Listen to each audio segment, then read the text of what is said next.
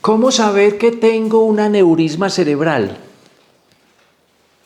¿Te has preguntado alguna vez si tú podrías tener dentro de tu cerebro una arteria dilatada, un aneurisma cerebral?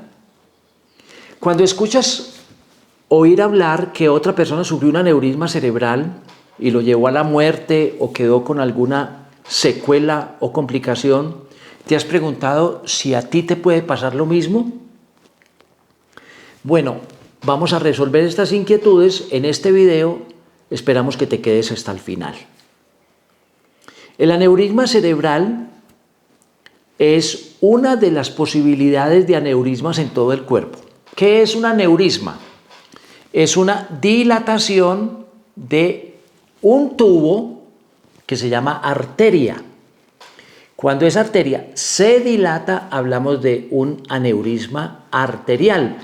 Puede estar en el tórax, puede estar en el abdomen, podría estar en una de las extremidades, podría estar en el cerebro, podría estar incluso en una de las arterias del corazón.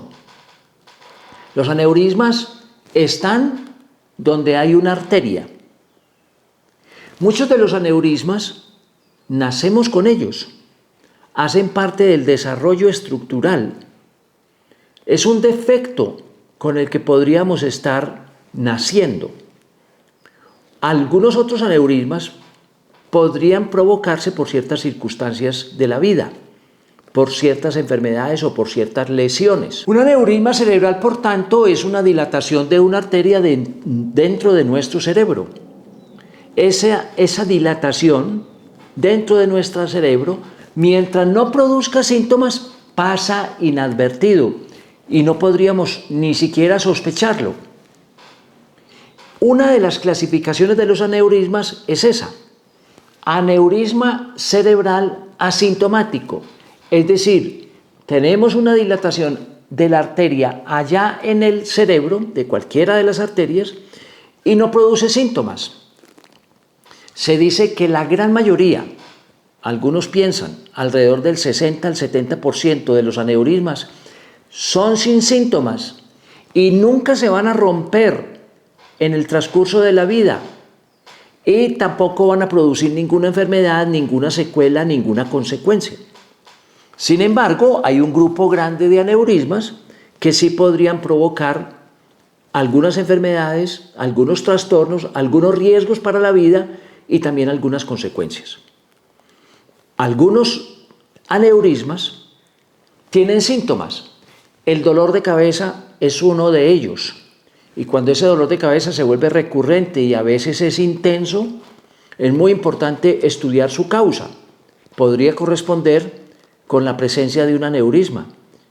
Y si ese dolor de cabeza se acompaña de trastornos visuales, de visión doble o de dificultad para precisar, para detallar en la visión, o también se acompaña de náuseas o vómito, o también anestesia o entumecimiento en un lado de la cara, es muy importante pensar que podríamos estar teniendo un aneurisma. Y esa sería una de las razones para ir al médico: dolor de cabeza, a veces intenso, acompañado o no de visión borrosa, de visión doble, a veces acompañado de náuseas o vómito, y a veces acompañado de anestesia o de entumecimiento o de pérdida de motilidad en un lado de la cara. Esa sería una de las razones para ir al médico. Otros aneurismas, un grupo grande también, viene a presentarse con ruptura, es decir, se rompe esa arteria y ocasiona una hemorragia cerebral. Dos formas de hemorragia cerebral: dentro del cerebro, en medio de las neuronas, y otras veces una hemorragia que está en la periferia del cerebro, en las membranas que cubren el cerebro, y se llama hemorragia subaracnoidea. Esa circunstancia tiene síntomas: un dolor de cabeza intenso, repentino, acompañado de náuseas, acompañado de vómito, a veces acompañado de pérdida del tono postural, caída, a veces también acompañado de convulsiones, de pérdida del conocimiento o estados de confusión. También a veces se paraliza la mitad de la cara o la mitad del cuerpo, y a veces también podría presentarse una rigidez del cuello que impide hacer este movimiento, el movimiento de llevar la cabeza hacia atrás y traerla hacia adelante. Todo ello nos hace pensar que se rompió un aneurisma y constituye una emergencia médica.